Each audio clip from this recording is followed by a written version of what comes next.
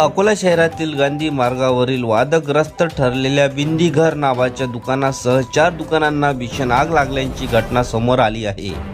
काल मध्यरात्रीच्या सुमारास ही आग लागली असून या आगीत 4ही दुकाने पूर्णपणे जळून खाक झाली आहेत। अकोला शहरातील गांधी मार्गावर असलेले बिंदीघर या दुकानात काही दिवसापूर्वी एका महिलेवर सामूहिक अत्याचार झाल्याची धक्कादायक घटना उघडकीस आली होती।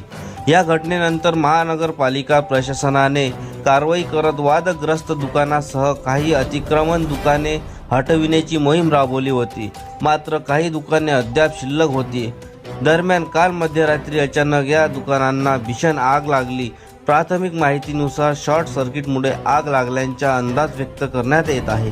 आगीची माहिती मिळताच महानगरपालिका अग्निशमन दलाच्या गाड्या तात्काळ घटनास्थळी दाखल झाल्या आणि शर्थीचे प्रयत्न करून आग आटोक्यात आणली, मात्र तोपर्यंत 4ही दुकाने जळून खाक झाली असून संबंधित व्यावसायिकांचे मोठे आर्थिक नुकसान झाल्याची माहिती समोर येत आहे। ते आपलं काही माहित नाही कशी लागली। माझं नाव विजय राजकुमार आनंदानी, हे साई ट्रेनिंग माझी दुकानाची होती। 2:30 वाजता आपण आले, पण 1 तासपर्यंत गाडी आली नाही होती फायर ब्रिगेडची। एक गाडी आली, त्यामध्ये थोडं पाणी होतं, मग नंतर पाणीच नाही होतं, त्याच्यामध्ये पाणी कुठेच नाही होतं। आतापर्यंत आग चालू आहे पहा।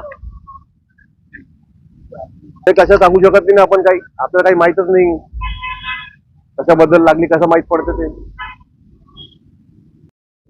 मैं सोनू साहेब, अकोला पश्चिम कांग्रेस सोशल मीडिया का अध्यक्ष। मैं इधर से जा रहा था 2:25 को, जब मुझे लगा तो अंगार पुलिस प्रशासन खड़ी हुई थी यहाँ, लेकिन वो फायर ब्रिगेड को उन्होंने कॉल नहीं किए थे। 3 से 4 दुकान ने अंगार बहुत तेजी से पकड़े, 5 मिनट के अंदर 5 दुकानों को ले ली थी अंगार के, उसमें आ गए थे।